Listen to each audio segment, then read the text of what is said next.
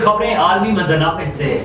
روس کے صدر ولادیمیر پوٹن نے کہا ہے کہ بیلاروس کے خلاف کسی بھی قسم کے حملے کو روس پر حملہ تصور کیا جائے گا۔ غیر ملکی خبر رساں ادارے کے مطابق روسی صدر ولادیمیر پوٹن نے خبردار کیا ہے کہ پڑوسی اور اتحادی ملک بیلاروس کے خلاف کسی بھی قسم کے حملے کو روس پر حملہ تصور کیا جائے گا اور ماسکو ممکنہ حملوں کے خلاف بیلاروس کی حفاظت کے لیے ہر طریقہ اختیار کرے گا۔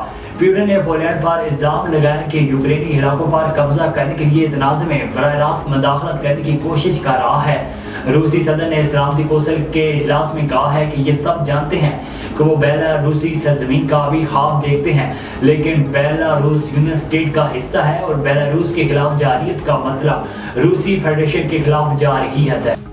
اسرائیلی قابض فوج نے مقبوضہ مغربی کنارے میں 2 فلسطینی نوجوانوں کو شہید کر دیا۔ غیر ملکی خبر رساں ادارے کے مطابق فلسطینی وزارت صحت نے بتایا کہ مقبوضہ مغربی کنارے میں اسرائیلی فورسز کی فائرنگ سے 2 نوعمر فلسطینی نوجوان شہید ہو گئے، جن میں سے ایک کی شناخت محمد فواد عطا البیت کے نام سے کی گئی اور اس کی عمر 17 سال تھی۔ فلسطینی وزارت صحت نے بتایا کہ محمد فواد کو رام اللہ کے پڑوسی گاؤں صفا میں بدامنی کے دوران سر پر گولی ماری گئی۔ فلسطینی خبر رساں ایجنسی وفا کے مطابق رام اللہ کے شمال میں واقع جلا زون پناہ گزین کیمپ سے تعلق رکھنے والے لڑکے کو زخمی حالت میں سرکاری اسپتال لے جایا گیا، جہاں وہ زخموں کی تاب میں لاتے ہوئے دم توڑ گیا۔ انسانی حقوق کی خلاف ورزیوں پر یورپی یونین نے طالبان حکومت کے متعدد اعلیٰ عہدیداروں پر نئی پابندیاں عائد کی ہیں۔